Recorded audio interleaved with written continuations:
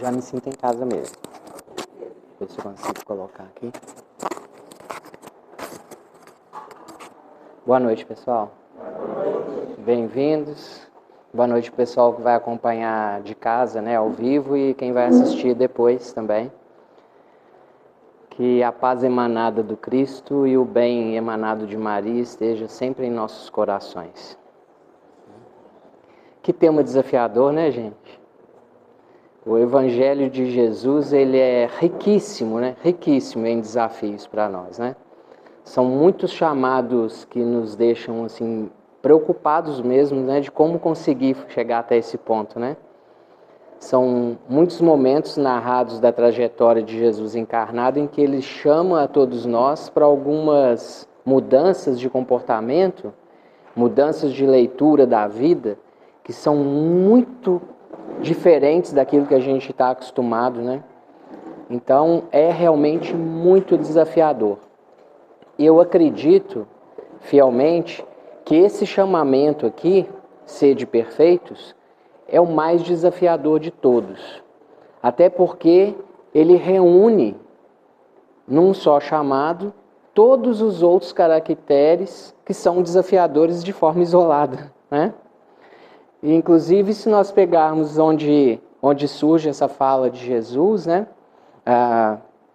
No capítulo 5 lá do Evangelho de Mateus, a gente tem isso claro, quando Jesus utiliza essas palavras. Para nos ajudar a construir essa ideia, que é o propósito do estudo de hoje, convém a gente partir de algumas coisas antes, né? Uma delas é entender o que está ocorrendo no momento em que Jesus cita essa frase, né? Se nós pegarmos o Evangelho mais próximo do que a gente tem do original, né? Aqui, por exemplo, ó, é uma Bíblia traduzida direta do hebraico.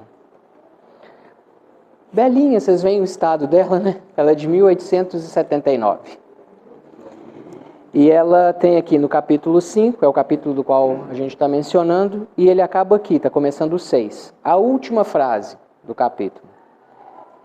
Sede, pois, logo perfeitos, como também vosso Pai Celestial é perfeito. É a tradução direta do hebraico para o português, de Portugal na época. Mas o que está acontecendo quando Jesus diz isso? É uma daquelas ocasiões, que não são muitas, em que Jesus está reunido com todos os discípulos. Não é em todas as passagens do Evangelho que Jesus está com todos os discípulos. Nessa ocasião, sim. E Jesus está transmitindo algumas ideias que causam muito espanto a eles. Por exemplo, ele transmite a ideia numa sequência que os aflitos, por vários motivos, ou seja, aqueles que estão em sofrimento, em aflição, são bem-aventurados.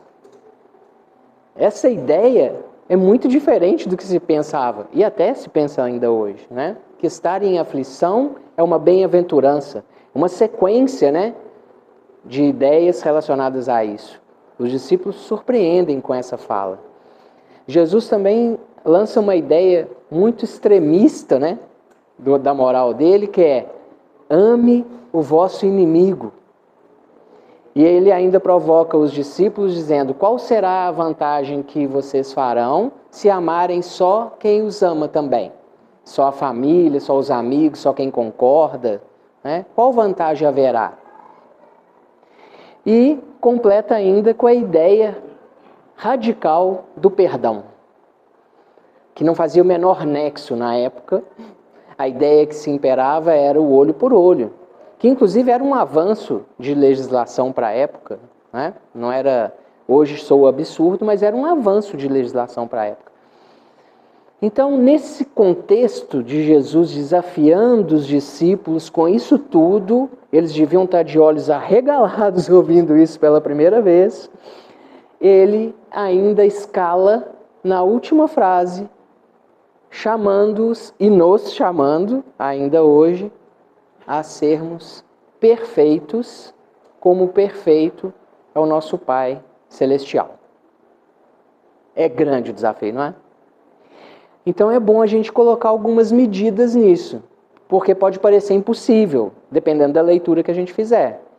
Porque o como ser tal qual uma pessoa, ser como uma pessoa, é diferente de ser igual a algo.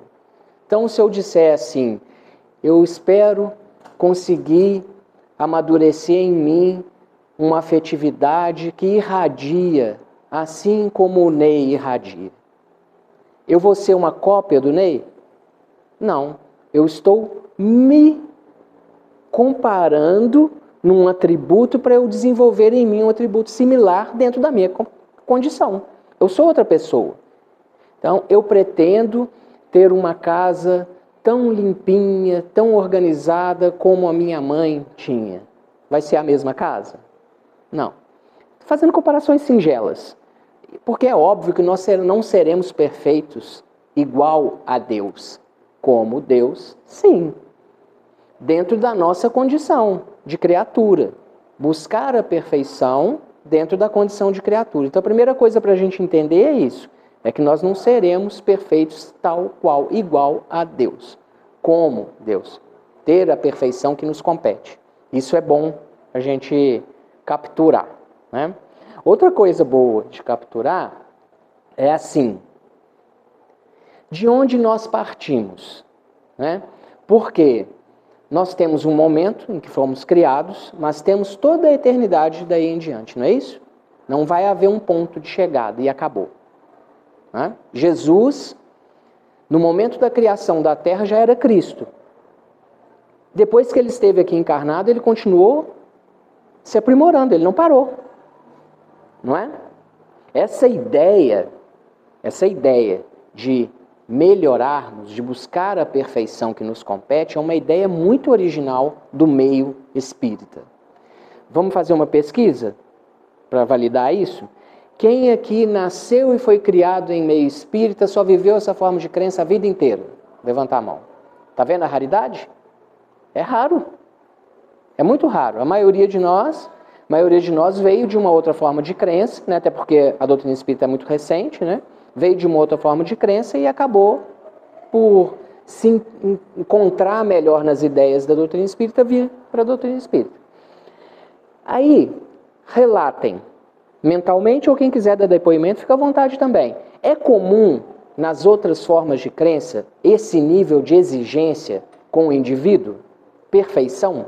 É comum vocês acompanharem numa cerimônia de outras formas de crença a cobrança da perfeição? Esse nível de exigência é mais raro. Você fez um sinal? Aham. Uhum. Grupos e equipes que buscam de formação católica. Uhum. Ainda faz parte de uma equipe que ela busca a perfeição do casal, Mas alguém tem uma história, sim? Que se lembre? Tá vendo? É a mesma proporção de raridade. É raro. É raro. Essa preocupação, ela veio no sentido de responsabilidade, autorresponsabilização. Lembrando aquela oração simplesinha, mas grandiosa, que diz assim: o nosso Criador providenciou todas as condições da nossa caminhada ocorrer. Já nos deu todos os meios para que a nossa caminhada ocorra. Já providenciou todo o caminho. Também já está tudo pronto. Com um requinte de cuidado, providenciou até um guia, mas não dará nenhum passo por nós. Os passos serão nossos. A perfeição, o ser perfeito, está nos chamando para isso, para nos responsabilizarmos pelo nosso progresso. Que aquele céu que a gente almeja, simbolicamente falando, será construído por nós à medida que nós avançarmos. Então, essas ideias são importantes para a gente colocar. Só que a gente precisa lembrar, assim, para não assustar, né? Porque eu não sei vocês, mas eu estou bem longe dessa ideia da perfeição. Bem longe. É bom para a gente não desanimar, lembrar de onde nós partimos. Para não ficar parecendo que está começando a caminhada agora que eu ouvi a mensagem dos seres perfeitos, né? De onde nós partimos? Quem lembra? Como que nós fomos criados? Simples e ignorantes. É daí que nós partimos. Nós não partimos de agora. Nós partimos de criaturas simples e ignorantes. A nossa jornada partiu de lá, que é assim que a gente foi criado. E ela vem se desenvolvendo desde então. Aí, faz bem se a gente lembrar que trajetória que é essa. Que tamanho de trajetória que é essa? Porque senão a gente fica naquela ideia de que tem todo o caminho ainda pela frente. Que tem tudo a ser feito ainda. Não, já tem uma parte de conquista. Olha que maravilha. Uma quinta-feira de muito calor, como hoje, nós estamos aqui de boa vontade, ninguém foi obrigado, eu espero, conversando sobre as ideias de Jesus. Não é uma maravilha? Eu não sei, graças a Deus, o que eu estava fazendo há uns 100 anos atrás. Prefiro não saber. É uma bênção não saber, mas eu te garanto, não era boa coisa. Então a gente vem avançando. Só que não é só isso. É muito mais do que isso. A gente esquece. Nós esquecemos. Porque a nossa jornada, essa jornada aqui, ela começou muito antes disso que a gente pensa, normalmente. Então vamos recordar. Estima-se que a vida na Terra, surgiu há 3 bilhões e meio de anos atrás. Surgiu a condição e a vida na Terra. Eu sei que bilhão é uma coisa que a gente tem muita dificuldade de entender a dimensão disso. A gente vai bem em mil e milhão, mas quando chega em bilhão, é meio vago, não é? Ou é só para mim que não sou bom em números? Bilhão é meio vago, não é? Então eu fiz uma coisa para materializar. Imagine se a gente pegar essa distância aqui, ó, do salão, e multiplicar por 1 bilhão. Essa distância, por 1 bilhão. Vocês acham que daria para dar a volta na Terra? Quem acha, levanta a mão. Daria para dar? Daria para dar a volta na Terra? Multiplicando isso aqui por 1 bilhão? Mais de 100 vezes? Quem acha que é mais de 100 vezes? Mais de 1000 vezes? Daria para dar 7.000 voltas na Terra. Eu estou considerando aqui 20 metros, tá, gente? Não sei se tem exatamente, não. A conta que eu fiz foi de 20 metros. Um chute, tá? 7.000 voltas na Terra. Percebeu o que é 1 bilhão? Isso aqui, por 1 bilhão, dá 7.000 voltas na Terra. Então eu estou falando de 3 bilhões e meio de anos atrás. Surgiu a vida na Terra. Quem que estava animando aquelas formas de vida simples lá? Aquelas formas de vida simples não tinham um princípio inteligente? É isso que a gente estuda na doutrina? Ou tinham? Formas biológicas simples, sendo conduzidas por princípios inteligentes ainda simples, ignorantes, sem experiência nenhuma. Aí nesse caminho todo, nesse caminho de 3,5 bilhões de anos, em algum instante surgimos nós. Biologicamente que eu estou falando. Homo sapiens. 300 mil anos. É ontem. Para 3 bilhões e meio, 300 mil é ontem. Como que esse espírito agora dá conta de conduzir esse organismo hipercomplexo? E antes era um organismo simplesinho lá atrás. Graças a ganhar complexidade e experiência, que é o oposto da simplicidade e da ignorância, não é isso? Foi ganhando complexidade e experiência. Então agora, nesse instante, a gente está aqui conversando sobre as ideias de Jesus e o nosso organismo funciona todo perfeitamente. A gente chama de automatismo biológico, não funciona? Se alguém tiver com uma infecção que nem sabe, o sistema imunológico está cuidando dela. Nós estamos respirando, sem pensar nos 2 pulmões, né? Não está respirando? Coração batendo desde o dia que a gente nasceu, não é? Batendo. Alguém está mandando o coração bater aí? Mas está. A gente só não faz isso conscientemente. Tem um nível do nosso sistema nervoso central que cuida do automatismo. Então, o espírito, o princípio inteligente, está no comando dessa máquina, desse sistema, o tempo inteiro. Sem esse comando, para. Experimenta parar o cérebro, que é a conexão do software com o hardware. O cérebro não é a conexão? Se parar, tem vida? Funciona? Tem que ser sustentado por um equipamento, né? Não pode respirar, mas está sustentado por um equipamento. Então, gente, o que acontece?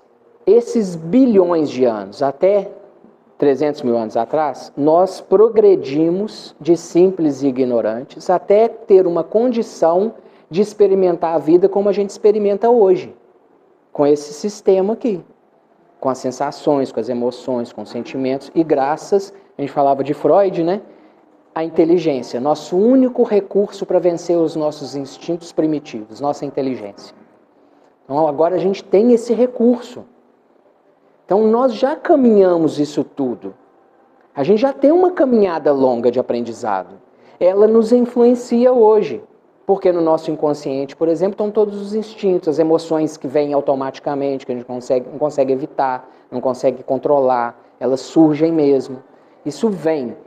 Agora, a questão é, e daqui em diante? Tá, eu me posicionei, eu entendi. Qual é a trajetória? Lembrei da trajetória, todo mundo já sabia disso, não tem novidade. Mas e hoje? Qual é o momento em que nós estamos vivendo? Que momento é esse? Como que a gente classifica esse momento dentro do que está descrito na codificação? O que a gente está vivendo no planeta?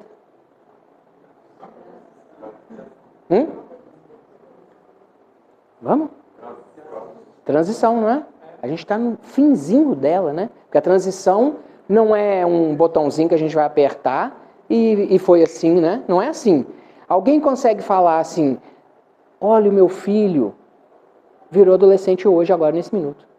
A gente fala assim, não, vai havendo a transição. Você vê os sinais ocorrerem, né?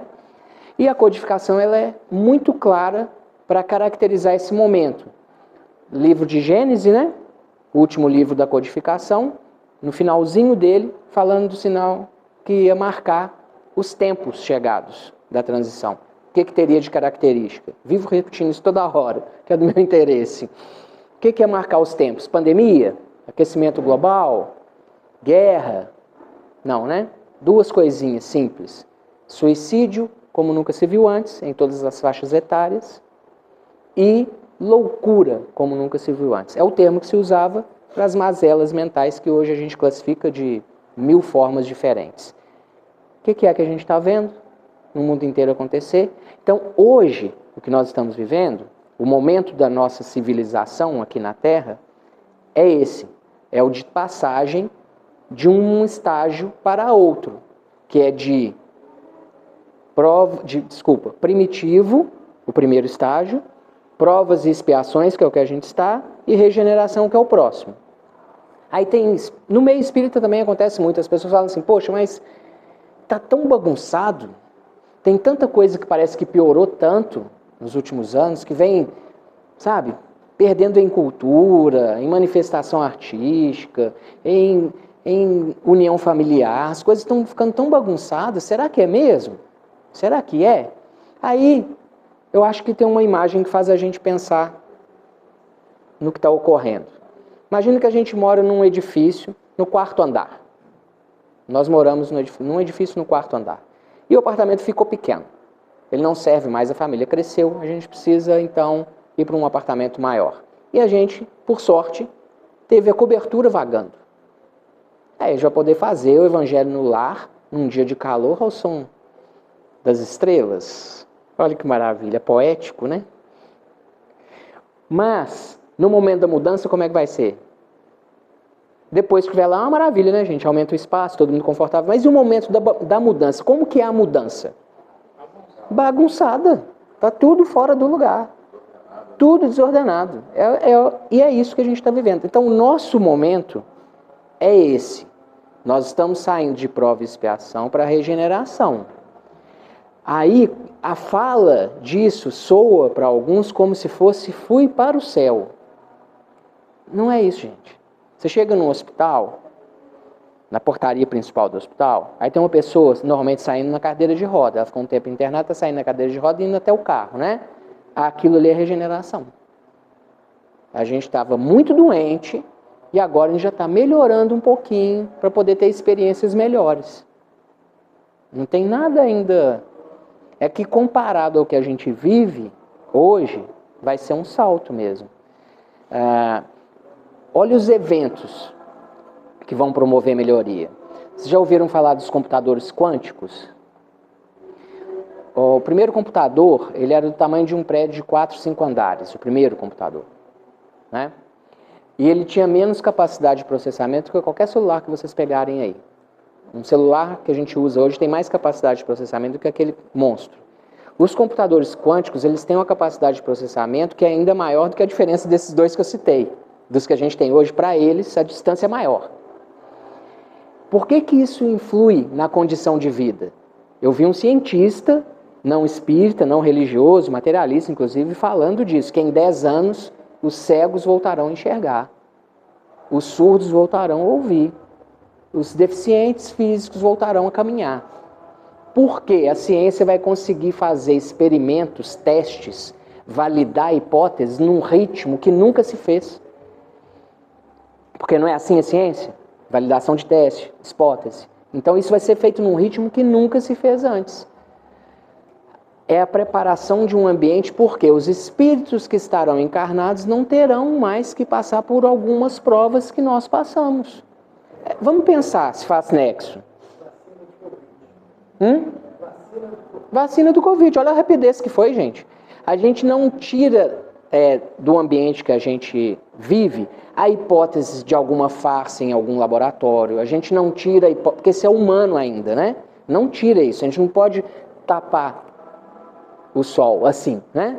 A gente sabe dessas dificuldades todas, que não é nem um extremo, nem é outro. Mas a velocidade que essas vacinas surgiram agora, imagina daqui a 10 anos com esses computadores.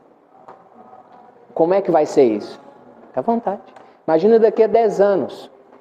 Porque a tecnologia... Eu passei uma situação com meu filho há 5 anos atrás. Ele teve um câncer no cérebro. Hoje ele está vida saudável, não ficou com sequela nenhuma, fez a cirurgia, então isso para ele foi uma evolução muito grande. Sim. Hoje a gente consegue, com exames de imagem, comprovar cientificamente que existe em nós uma parcela imaterial. Pode chamar de alma, de espírito, de mente, do que quiser. Mas não é mais possível, inclusive com o uso da ciência, questionar isso. É estranho, né? Mas antigamente, para a pessoa ter uma ideia metafísica, ou seja, além do físico, ela tinha que ser filósofa, ela tinha que partir disso. Hoje, para você não acreditar na existência de algo imaterial em nós, você precisa ser muito mais fanático do que era o fanático religioso no passado. Tem que ser fanático científico. Não sei se é um bom termo, não. Estou inventando agora. Sabe aquele materialista fanático? Ele tem que ignorar a própria ciência para ele argumentar contra a ideia de que em nós existe uma parte imaterial, que nós espíritas chamamos de espírito. Então, é aquilo que está também na codificação, a ciência comprovando aquelas verdades universais. De agora, da doutrina, só com a codificação? Não. É que nós espíritas, por estudarmos essa ordem das revelações, a primeira revelação no Velho Testamento, a segunda revelação no Evangelho de Jesus e a terceira, a doutrina, às vezes a gente esquece que nós somos só 3% da população brasileira. O espírita é só 3% da população brasileira e é a maior nação espírita do mundo. Se pesquisar, o espírita não aparece em lista de maiores religiões em lugar nenhum. Então, e o resto do povo vai se perder? Não vai ter acesso à informação? Tem material escrito de mais de 2.000 anos antes de Cristo, que já falava, por exemplo, que todas as coisas vibram. E que nós devemos ter cuidado com o tipo de emanação que nós fazemos, que nós vamos atraí-las.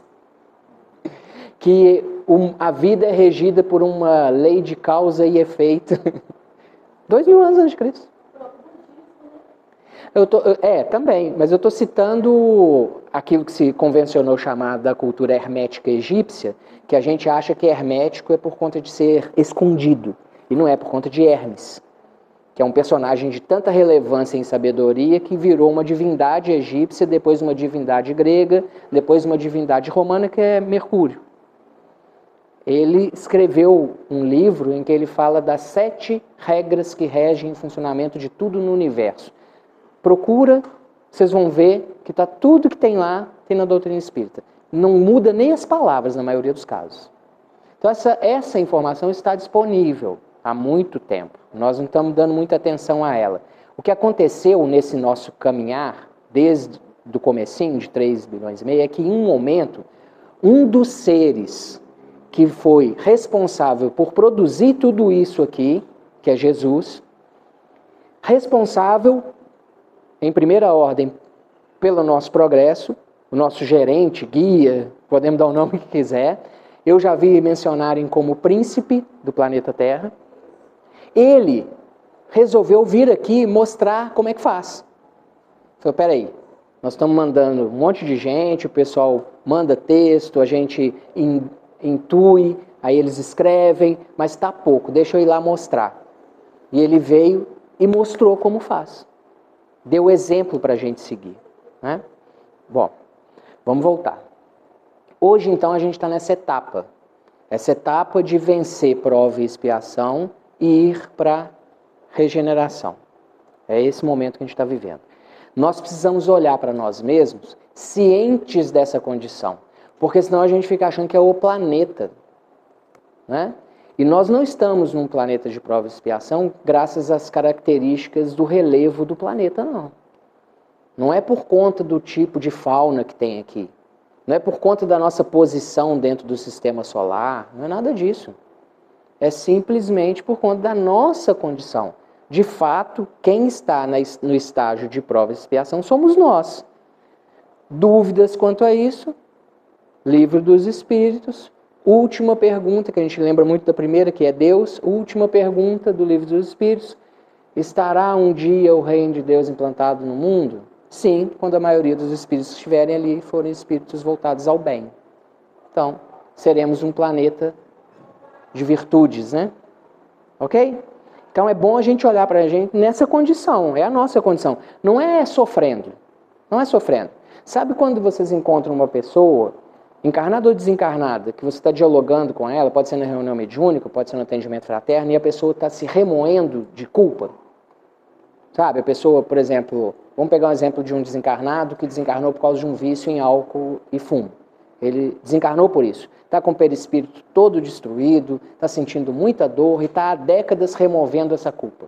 Remoendo essa culpa, há décadas. De ter acabado com a vida biológica por conta desses vícios, né? Por que ele faz isso? Por que ele não consegue dar um passo adiante? É porque intimamente ele reconhece que ele ainda é aquela pessoa. Ele ainda não venceu essa etapa nele. Porque se a gente comparar com um extremo oposto, que eu adoro, o melhor exemplo que eu acho que é Paulo. Paulo vinha no seu cavalinho de Jerusalém para Damasco, né? Famosa estrada para Damasco. O que ele estava indo fazer lá? Matar uma família de cristãos. Perseguir, prender e matar. Era o propósito dele. Ele era dedicado a isso, fielmente dedicado a isso, né? Aí Jesus surge para ele na estrada, com uma luz tão intensa que ele passa 3 dias cego. Lembram da história? 3 dias. A partir daquele instante, o que Paulo faz? Ele troca até o nome, era Saulo, né? Ele passa a dedicar a vida dele à ideia que Jesus veio transmitir. Fiel tanto quanto era antes. Só que ele viu que estava errado. Porque, gente, ele não acreditava que era Jesus. Ele não acreditava. Só que aí, pensa, numa estradinha daqui para Lavras Novas, a gente no cavalinho, surge Jesus brilhando daquele jeito, a ponto de ficar cego, como é que dá para duvidar? Não tem jeito de duvidar mais. E ele era fiel às convicções dele. Muito fiel às convicções. Como Sócrates, por exemplo. Né? Sócrates uma vez está discutindo com um filósofo de outra linha e fala com ele assim, não desiste de debater comigo, não. Conversa comigo, porque se você me convencer que a sua ideia é melhor, amanhã você vai me encontrar vivendo de acordo com a sua ideia e não mais de acordo com a minha. Foi o que o Paulo fez. Ele passou a viver assim. Só que Paulo, aqui gente, ó, aqui Jesus surge. Ele cai do cavalo, fica cego. Passa uma família e salva ele. Quem que é a família? A família que ele estava perseguindo. Aí ele é levado para lá. Nós somos cristãos. A ideia do cristianismo chegou no Ocidente graças a ele. Ele que foi levar. Né? Imagina, gente, uma semana depois de ter passado pela experiência, se Paulo ficasse remoendo culpa. Ele ia lembrar que ele mandou apedrejar o cunhado, que participou ativamente do apedrejamento. Ia ter coragem? Imagina se eu venho aqui para falar com vocês, chego aqui na frente e fico relembrando todas as bobagens que eu já fiz na minha vida, ao invés de lembrar da ideia que eu vim transmitir, me remoendo com culpa daquilo. Ia ter algum palestrante? Porque a única coisa que a gente tem a mais é cara de pau de vir aqui falar. Porque fazer é a mesma dificuldade de todo mundo. Né? Então, o que faz a gente dar o passo à frente, que é o que todos nós precisamos para sair do prova, expiação para regeneração, é, já foi. Não adianta eu querer ficar lembrando. E lembrar que eu estou dizendo não é esquecer o que fez, não. É usar aquele incômodo como se fosse uma mola. Assim. O passo para trás é para pegar esse incômodo e reprimir igual uma mola, que na hora que soltar faz assim e joga a gente lá fora. Para uma outra condição. É agora. É agora. A gente não tem mais tempo, não.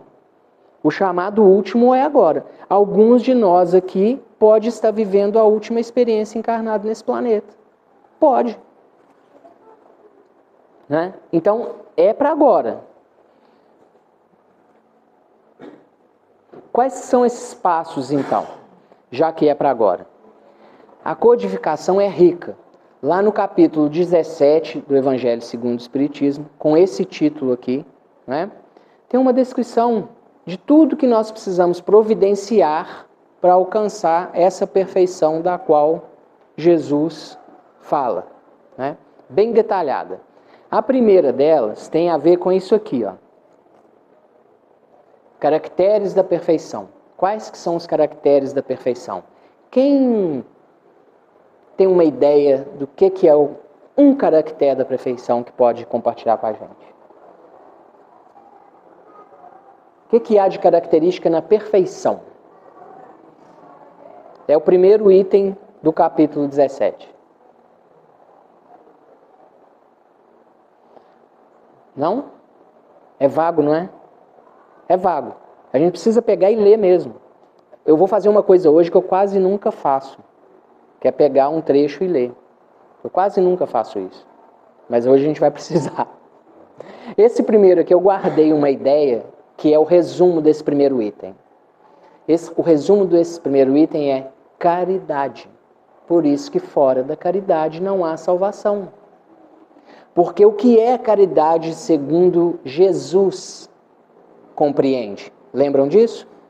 Benevolência para com todos. Ser bom com todo mundo é uma característica disso aqui, ok? Segundo, indulgência para com as falhas alheias, não é isso? O que é indulgência? Olho a situação, percebo que não está certo, percebo o deslize, mas não desejo punição. Não quero castigo, não julgo a pessoa, eu julgo a atitude como inadequada. A pessoa não quero castigo para ela, toco a minha vida. E por último, perdão. Lembrando de uma coisa desafiadora demais, que a gente gosta de esquecer porque fica mais fácil. Como que Jesus fala do perdão? É perdão e esquecimento das ofensas. Então é fácil a gente ver as pessoas falando assim, toda hora a gente ouve, perdoar eu perdoei, mas esquecer eu não esqueci não. A expressão até muda. Não muda a expressão? Na hora que fala. Você vê que não perdoou, né? Não é esquecer de perder a memória, que a gente só faz isso se perder a capacidade de lembrar, né? Por uma doença, por um motivo qualquer. Não é isso. A ideia é, eu me lembro do fato, mas não tenho mais emoção de mágoa com o fato. Eu elaborei. Em psicanálise a gente chama de elaborar. Eu elaborei aquilo. Vou até compartilhar com vocês o exemplo que eu mais gosto, já devo ter até falado aqui. Uma moça que entra na clínica, primeira vez nas entrevistas, eu gosto muito de perguntar para a pessoa qual a melhor lembrança que ela tem da infância, para eu ir entendendo como ela viveu a infância, né? Aí essa moça fala que a melhor lembrança que ela tem da infância é da surra que ela levava da avó dela. Poxa, mas tanta coisa para lembrar, você lembra da surra? Aí ela explica, porque eu era muito rebelde, meu pai e minha mãe me abandonaram, e graças às surras da minha avó, eu virei gente, palavras dela. Então, o que aconteceu? Precisava de surra para educar? Não. Mas ela hoje elaborou aquela experiência de forma a entender que aquela dor gerou algo positivo nela, né? Então ela elaborou aquilo. Ela hoje, quando ela lembra daquilo, ela tem a memória, mas ela esqueceu aquela emoção ruim. Então o perdão e esquecimento da ofensa é isso. Esse é que é o perdão. Então essas três coisas são os caracteres da perfeição. A perfeição que nós precisamos, devemos almejar, ela é conduzida na direção dessas três coisas: benevolência, indulgência e perdão. Então a gente já tem um dever de casa. Porque a caridade, inclusive nos textos da doutrina, é muito dividida entre caridade material e caridade moral, né? Mas a real caridade, segundo o conceito que a gente acabou de ver, é isso. É moral. A gente não precisa ser bom para dar um alimento para alguém. A gente pode fazer isso até com raiva, não é? A gente pode fazer isso por obrigação. Na cultura judaica, por exemplo, isso existe. Existia na época de Jesus. Na época da colheita, tudo que caísse ao chão tinha que ser doado para os órfãos e para as viúvas. Não podia recolher. Chamava isso esmola. Nós detestamos essa palavra hoje em dia, né? Esmola é ofensivo, né? Mas o material, gente, desculpa, o material é esmola. É o viés. Porque a gente dá o que está sobrando, não é? É o que caiu no chão, na colheita. O que caiu no chão da colheita é que a gente dá, material. Mas isso está longe de ser o chamado da perfeição. O chamado da perfeição é o chamado da benevolência, da indulgência e do perdão. Esse que é o caractere, né? Aí vem outras duas coisas. O homem de bem, o ser humano de bem, né? É a parte que eu vou ler. Muito rapidamente, não vou ler o texto não, vou ler os pontos. Vou ler apenas os pontos, para a gente ver o tamanho do desafio. Quem não leu ainda vai assustar, porque eu vou ler o comecinho de cada parágrafo, tá? Só primeiras palavras de cada parágrafo. O verdadeiro homem de bem é aquele que pratica a lei de justiça, amor e caridade em sua maior riqueza. Desculpa, em sua maior pureza. Pratica a lei de justiça, amor e caridade em sua maior pureza. E aí tem um parágrafo tratando disso. Tem fé em Deus, em sua bondade, em sua justiça e em sua sabedoria. Tem fé no futuro. Sabe que todas as dores da vida são mecanismos de cura. Estou traduzindo, tá? Penetrado de sentimentos de caridade e de amor ao próximo, faz o bem pelo bem. Não espera nada. Faz o bem só porque é o bem. Encontra sua satisfação no benefício que derrama. É bom, humano e benevolente o tempo todo com todo mundo. Respeita nos outros as opiniões sinceras, ainda que sejam completamente diferentes da dele. Isso está difícil hoje em dia, não está, gente? Em todas as circunstâncias, a caridade é o seu guia. Está vendo como a história da caridade está sendo o tempo todo reafirmada? Porque são aqueles três atributos. Não tem ódio, nem rancor, nem desejo de vingança. É indulgente com as fraquezas alheias. Não se compraz em procurar os defeitos alheios. Fofoca. Vocês sabem qual é o nome que se usava para o fofoqueiro na época de Jesus? Satanás. Cria intriga. É o que cria intriga. Estuda as próprias imperfeições e trabalha para melhorar. Não procura valorizar o seu próprio espírito, é humilde. não tira nenhuma vaidade de sua fortuna, da sua condição social, usa isso em prol do menos favorecido. Usa, mas não abusa dos recursos que foram colocados à sua disposição. Se a ordem social o colocou na posição de comando, é gentil com os comandados. Se o colocou na posição de ser comandado, é disciplinado e obediente com quem comanda. O homem de bem, enfim, respeita em seus semelhantes todos os direitos dados pela lei da natureza.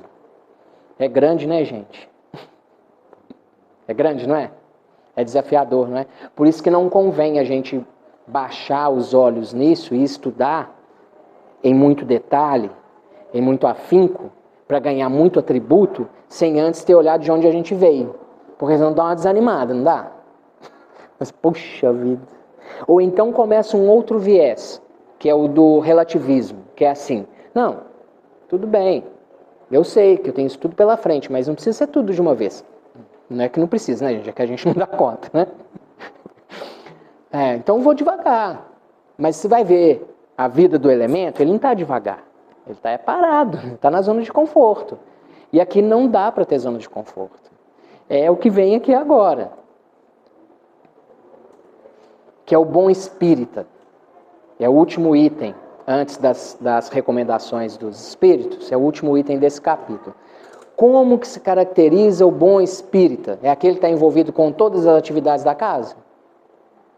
É o palestrante? É o médium? Bom espírita se caracteriza pelo esforço que ele faz em vencer em si mesmo as mazelas morais que ele ainda tem.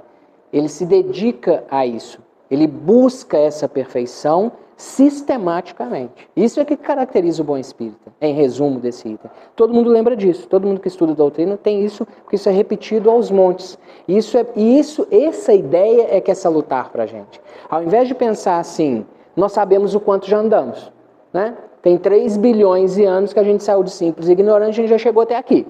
Agora a gente tem uma inteligência capaz de nos ajudar daqui para frente. Tem informação para nos ajudar daqui para frente. Jesus já deu o exemplo. A doutrina espírita já desenhou. Como a gente não estava entendendo bem, ainda veio o desenho. Agora, esse caminho daqui para lá, como que ele convém que ele seja conduzido, né? É isso aqui, ó. Nós precisamos de um bom plano. Porque eu tenho uma péssima notícia para vocês. Detesto ser portador de péssima notícia. Mas nós não nos tornaremos perfeitos por acaso. Não.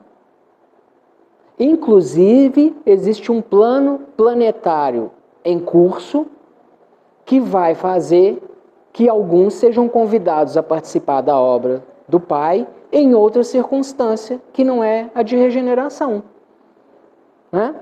Aqueles que não estiverem prontos para dar um passo adiante, que insistirem, teimarem em não combater essas mazelas íntimas, vão ser convidados a ir para um planeta que ainda é primitivo e lá, em corpos hiper arcaicos, vão sentir o que os exilados de Capela sentindo vindo para cá.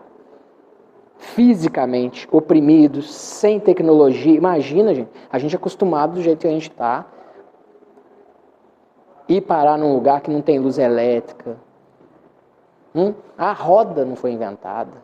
Aí nós vamos ter essas memórias aqui, vamos ter a nossa saudade sem saber. Sabe aquela saudade sem saber de quê? Eles deviam sentir muito isso, né? E a gente pega as culturas antigas, isso ficava registrado na forma de crença deles, na cultura deles, né? Eles falando de coisas que pareciam fantasias, era memória, né? Memória dos espíritos. Então imagina que peso vai ser nos vermos numa condição dessa. Então eu não sei vocês, mas eu não quero de jeito nenhum. Quero na presta não. Não. Eu gosto bem, sabe, das facilidades que a gente já construiu. Eu gosto bem de vir aqui e conversar com vocês sobre Jesus. Gosto bastante, é uma das coisas que eu mais gosto na vida. É um dos momentos mais felizes que tem a gente juntar uma turma assim e falar sobre Jesus, não é? gostoso? A gente não volta para casa assim, né? Pena que a gente não sustenta muito tempo, ia ser uma maravilha sustentasse, mas a gente não volta para casa bem melhor? Aí imagina ter que dar passo atrás, porque não, aí assim, não é um castigo. Não é um castigo. Para não tirar essa ideia também de castigo, que é coisa de religião que a gente já viveu no passado, né? Que cumpriram o seu papel, cumprem o seu papel, mas é uma ideia que não cola com Deus, né? Não é castigo, é que Deus se utiliza de todos os recursos para promover o bem, não é? Inclusive a vontade de fazer mal. Até o obsessor, sem perceber, está sendo utilizado como recurso para promover o bem, não é? Porque muitas vezes a pessoa não desperta por conta do obsessor. Ele não quer ajudar Deus não, tá? Não quer não.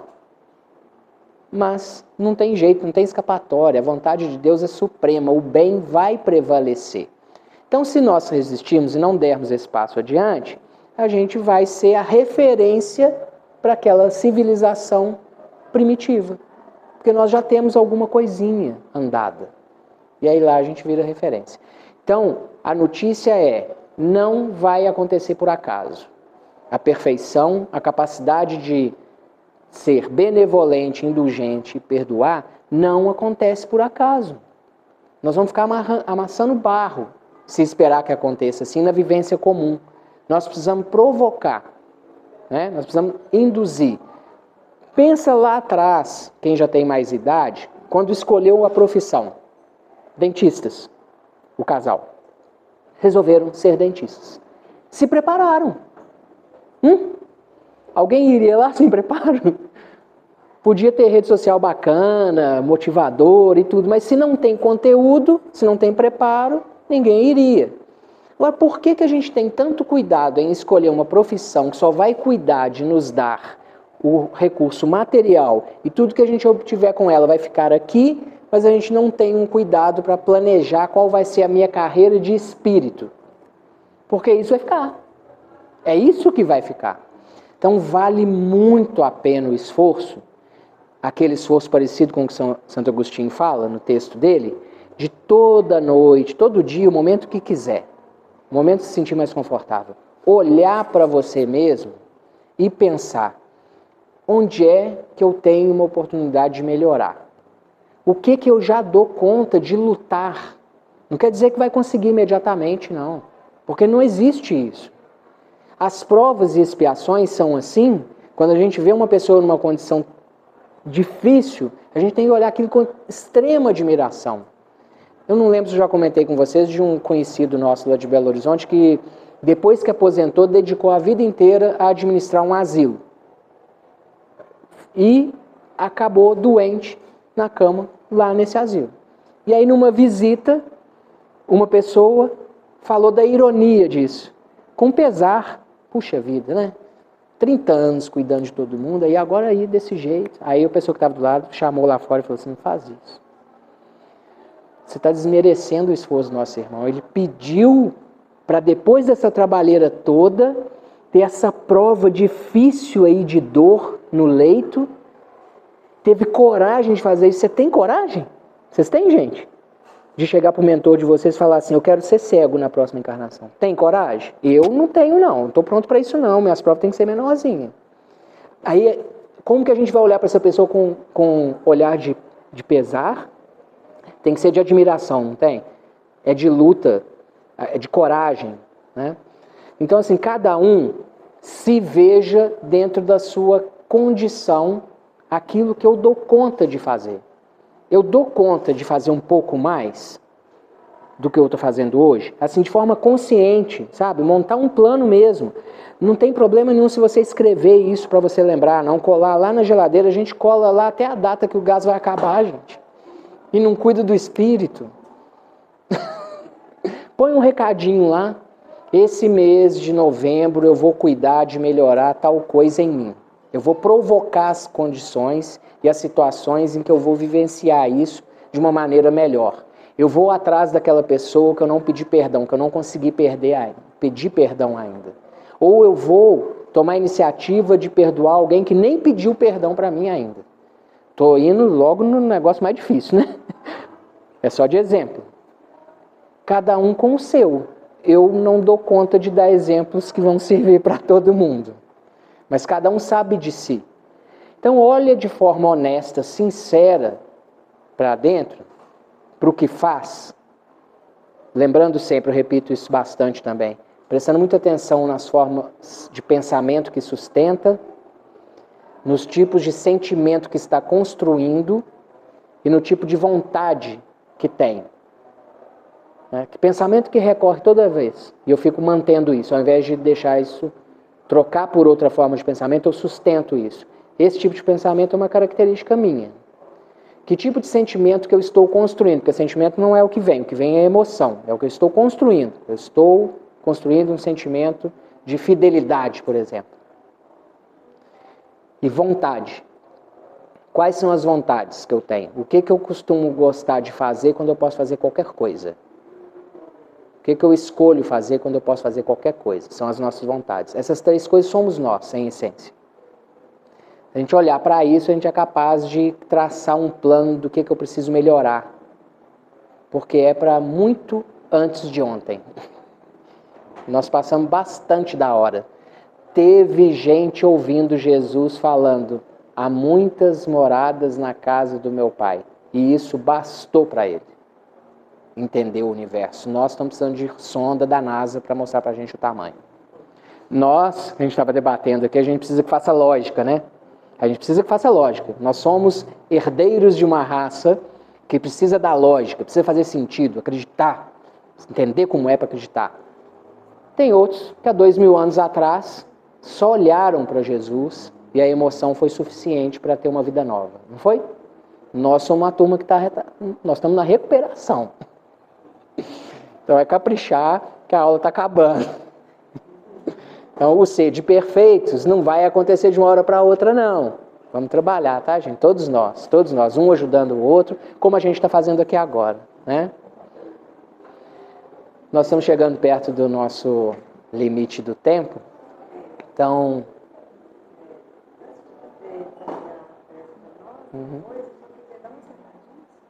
Claro. Você prefere? Pode? Não, é o que eu ia realmente já chamar para a prece. Você prefere que faça depois? Recadinho rapidinho. Tá. Só um recado, tá, gente? Primeiramente,